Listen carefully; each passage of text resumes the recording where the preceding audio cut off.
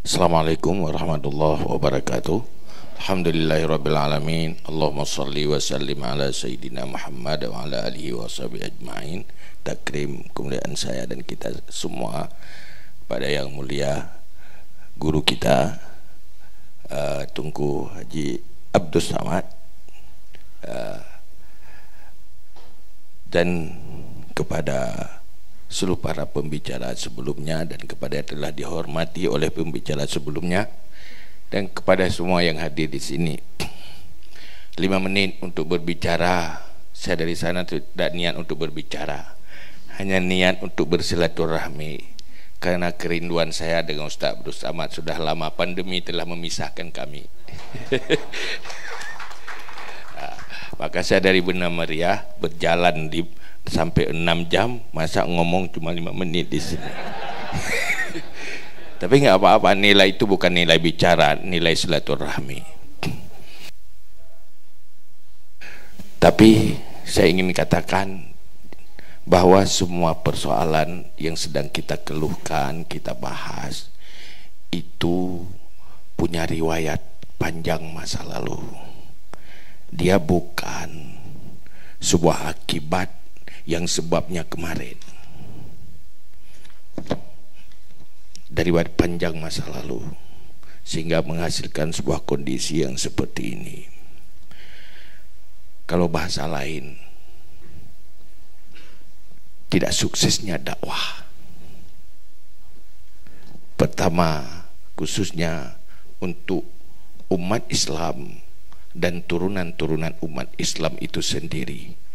Jangankan mendakwahkan kepada yang bukan Islam, untuk Islam sendiri tidak terdakwahkan secara memadai.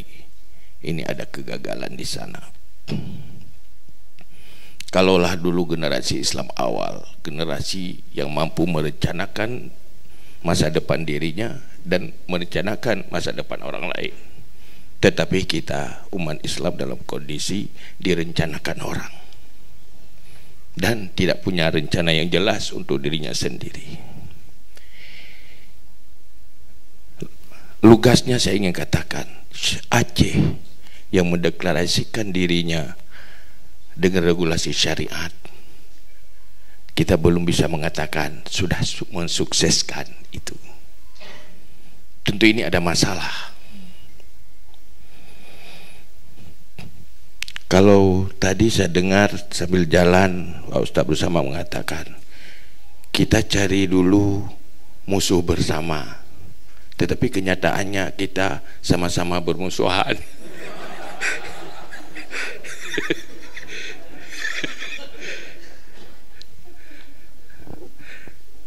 Ini yang menjadi masalah. Kita melihat pertama persoalan jangkauan dakwah kita, artinya ekspansi dakwah kita itu satu masalah, dia tidak ekspansif. Yang kedua, materi yang eksklusif,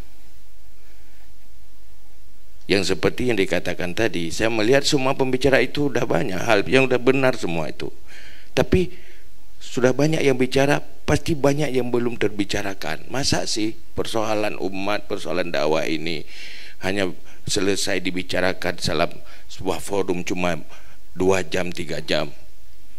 Apalagi seorang narasumber bicara 5 menit, itu asal-asalan aja. Ya pasti kan, tidak tersampaikan, gak mungkinlah terdelivery dengan baik. Tapi dalam hal itu saya mengatakan, saya ingin berpedoman kepada sebuah hadis Rasulullah saja, bahwa dunia ini akan baik dengan 4 unsur, yaitu ilmunya para ulama, adilnya para umara, sakhwahnya agniya, doa ilfukara. Dalam bahasa itu, di sana butuh kekuasaan yang baik, di sana butuh finansial, di sana butuh pendidikan ilmu pengetahuan, dan di sana juga butuh terperbaikinya rakyat awam. Maka dalam hal itu, kapan umara itu baik, adil? Apabila sukses didakwahkan. Kapan agniya itu sahwah, kekuatan hartanya menjadi kekuatan bagi dakwah dan kebaikan? Kalau dia sukses di dakwah. Kapan orang-orang fakir itu menjadi orang baik? Kalau juga sukses di dakwah. Dakwah bukanlah event maulid dengan sebuah podium dia membahas cuma di malam hari. Dakwah lewat lembaga pendidikan, dakwah lewat aktivitas di rumah tangga, kewajiban-kewajiban seorang pembina rumah tangga, dakwah yang berkaitan dengan tetangga dan sebagainya. Ini yang tidak jalan. Kalaulah kita berbicara, sulit sekali menghadapi generasi milenial, generasi TikTok, dah itu ndak apa lagi nanti. Sulit itu bagi siapa? Bagi orang yang tidak ada hubungan emosional dengan dia. Dia pasti ada hubungan emosional dengan walinya, orang yang tempat dia mengeluh, dan orang yang selalu membantu dia. Coba kalau walinya berfungsi menjadi dai bagi anaknya. Kenapa mereka tidak berfungsi untuk anaknya? Mereka jadi ibu yang gagal didakwahkan untuk seorang ibu. Dia jadi ayah yang gagal didakwahkan menjadi seorang ayah. Dia punya latar belakang pendidikan, disfungsi pendidikan untuk itu. Cobalah kalau bayangkan, saya mau bicara singkat aja, udah lebih 5 menit nih, mohon maaf. Sudah korupsi waktu sedikit.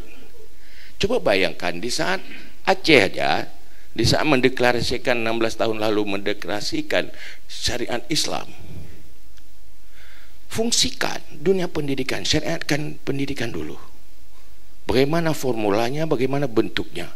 16 tahun, sekarang sudah lahir generasi yang umur berapa? Generasi milenial itu, dia sudah disentuh oleh dunia pendidikan di sana.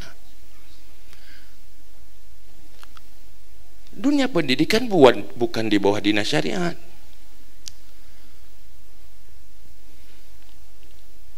Kenapa? Dinas pendidikan di bawah kewenangan seorang leader jabatan politis tidak berfungsi untuk mensyariatkannya. Itu kenapa? Jawab sendiri masing-masing. Itu jadi masalah. Itu contohnya. Tidak lagi ruh anggaran dalam kebijakan, tidak ada ruh syariatnya. Ini jadi masalah kan? Itu hanya untuk satu buah pendidikan. Lalu kita bicara, itulah kita mau salahkan leadernya. Kalau mau salahkan dia jadi ke sana, itu salah siapa? Gagal dakwah politik. Artinya kita tidak mampu mendakwahkan politik menjadi instrumen untuk melahirkan pengurus-pengurus negeri ini yang baik. Kita harus punya silabus dakwah politik lagi. Begitulah. Maka seperti itulah. Kalau berbicara dunia pesantren, yang dijangkau oleh pesantren berapa persen? Itu pun sebagian pesantren itu bukan pendidikan inisiatif, pilihan, tapi alternatif. Aku bayar rumah ipohadoi, gajo ikulah iglah, kan? Gepudoi kedai copeng, gajo kedai udaya. Udah itu diserang lagi kekerasan di dunia dan daya. Memang yang keras-keras dikirim ke sana. Yang paling bodoh itulah yang nggak naik kelas untuk calon ulama masa depan. Jadi masalah. Maka ini menjadi pemikiran bersama. Jadi kalau saya dari dulu mengatakan musuh bersama kita ya kejahilan. Tetapi ternyata ada musuh lain lagi, kemiskinan.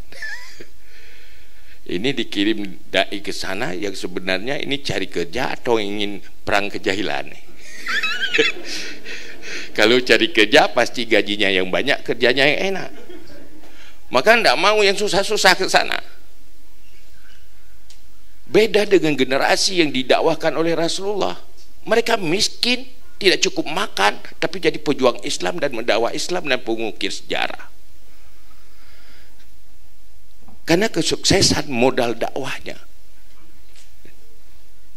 Dia berpikir jaminan mati lebih penting daripada jaminan hidup. Begitu kira-kira. Terima kasih. Assalamualaikum warahmatullahi wabarakatuh.